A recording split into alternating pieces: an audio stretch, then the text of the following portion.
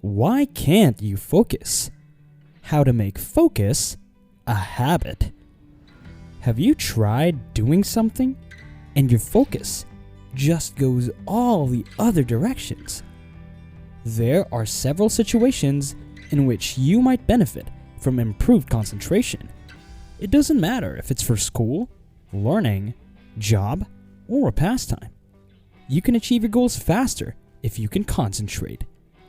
Want to know how to get many things done by concentrating? Then keep your attention posted in this video. And don't open other tabs on your computer or cell phone. Let's begin. We have two types of focus: directed focus and scattered focus. Scattered focus is broadly distributed attention. This is your usual multitasker, attempting to complete many tasks at once. Studying, while talking on the phone, while cooking dinner, or someone who's trying to play the piano, but they keep thinking about their favorite Netflix shows. And this is what the majority of people do. They divert their focus to a variety of activities. The difficulty with this type of focus is that your brain is terrible at switching between numerous tasks at once.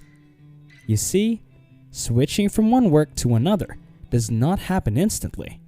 Instead, your brain must load everything you're doing into your working memory. When you frequently move your attention from one subject to another, your brain is forced to load and reload context on an ongoing basis. Essentially, you wind up squandering a lot of mental energy, going back and forth, leaving you weary and unable to do anything.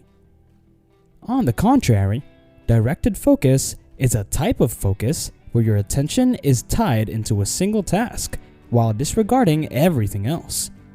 This is what you should strive towards, and it is where exceptional performers spend their attention. They focus on one thing at a time, much like a laser beam, and they execute it to the best of their abilities, disregarding all other stimuli. So, how can you prevent having scattered focus? It may not sound easy, but you have to do it. Remove all distractions and prevent any stimuli that might interfere with your attention. Consider it this way.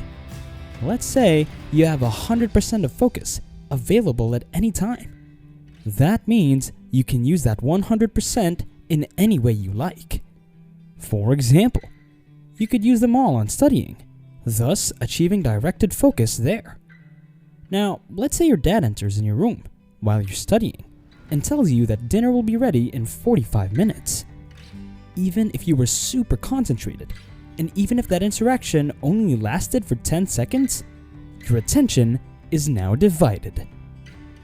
You will constantly be thinking about dinner, and your focus will not be as good as it was before. Let's say 15% of your focus was diverted on that dinner, taking it away from your studying session.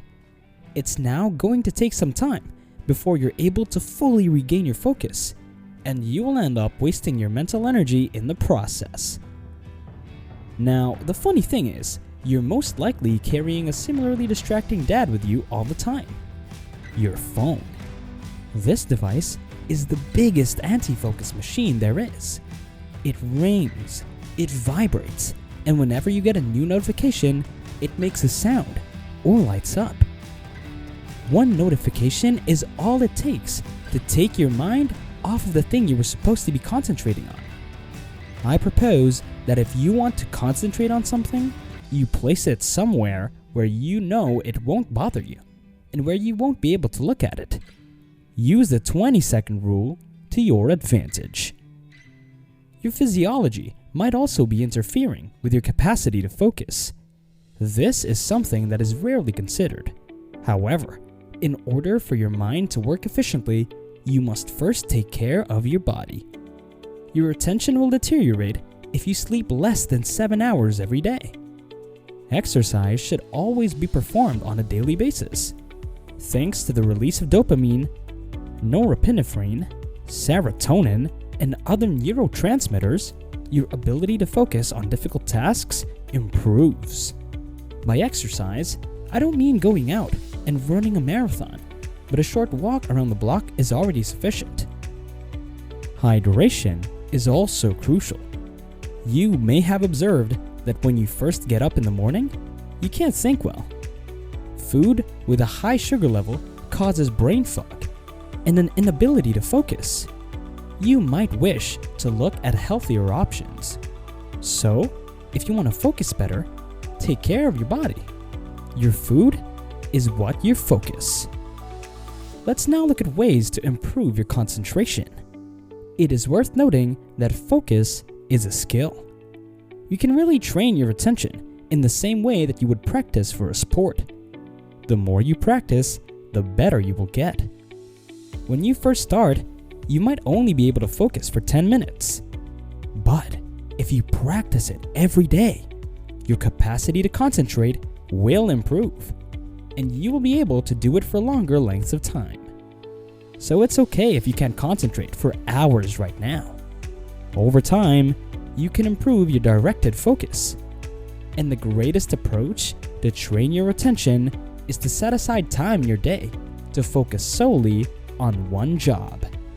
Essentially, you want to make focus a habit. Many of us are waiting for the right occasion when we are inspired before we go and try to focus. But that is the incorrect approach. Instead, set out a certain time period during the day to sit down and focus solely on one task for as long as possible. You then want to safeguard that period of time. The greatest period for focus is in the morning, around 1 hour after waking up. That is usually when you're completely awake and your mind is not preoccupied with other things that demand your attention. Furthermore, there are usually no distractions at that moment, and all of your focus is ready to be dispersed. But what about later in the day? You see, if you've had a busy day, your attention has already been diverted in several places, and your brain is being overstimulated. That is why it is so much simpler to focus in the morning. After all, your brain has been sleeping for 8 hours. So if you decide to turn your attention to a cognitively demanding work, such as studying, in the middle of a distracted afternoon, you will have difficulty directing your focus. Your mind will be preoccupied with other matters. As a result, such attempts will typically fail. But that doesn't make it hard to concentrate late in the day.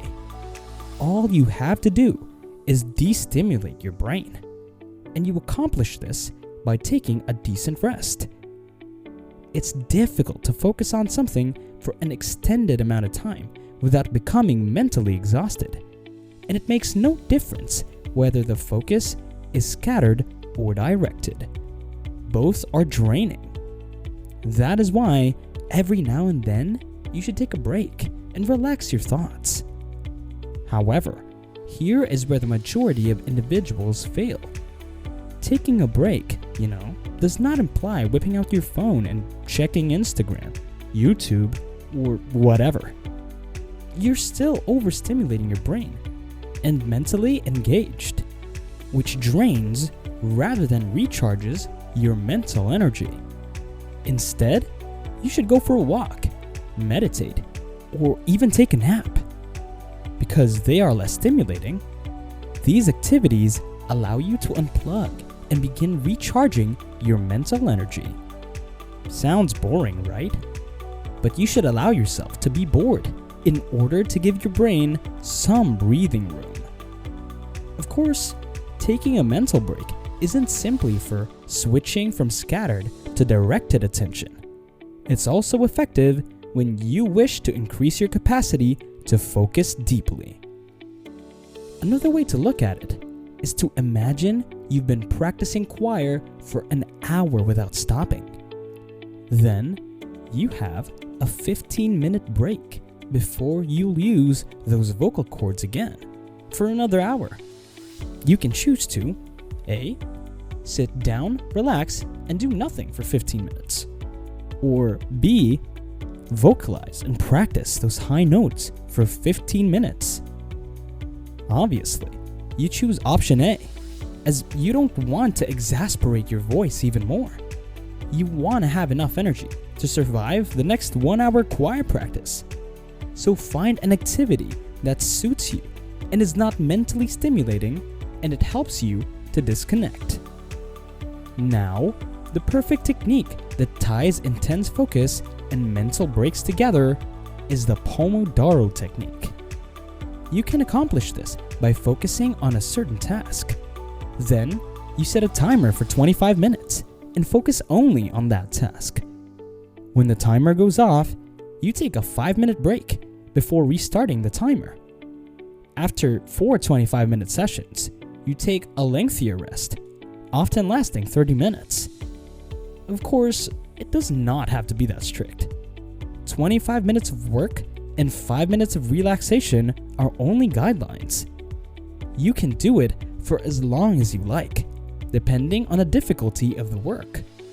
So, you should experiment a little to see which combination works best for you and your needs.